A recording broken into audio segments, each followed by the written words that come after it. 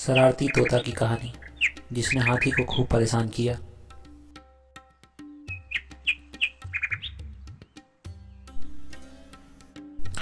एक तोता बहुत लंबे समय से पिंजरे में रह रह कर तंग आ चुका था। वो खुला आकाश में उड़ना चाहती थी।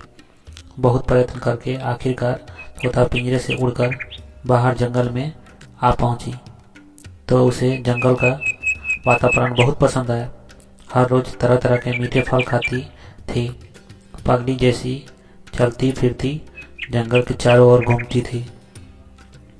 अपना जीवन बहुत खुशी खुशी बिताने लगी। एक दिन तोता को एक बड़ा पेड़ के नीचे सोता हुआ एक हाथी दिखाई पड़ी।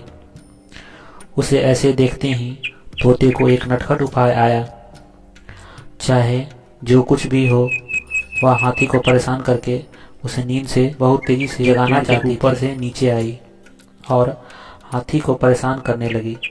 तभी हाथी ने आँख खोलकर देखा तो तोता पेड़ के ऊपर जाकर हंसने लगी।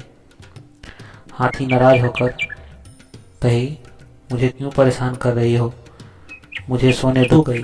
कुछ देर के बाद फिर से नीचे हाथी के पास आकर दोबारा उसको परेशान की और तुरंत वहां से उड़कर पेड़ पर चली गई। हाथी गुस्से से चिल्लाई, अरे फिर से आ गई, क्या कुछ काम नहीं है, क्यों बार बार परेशान कर रही हो।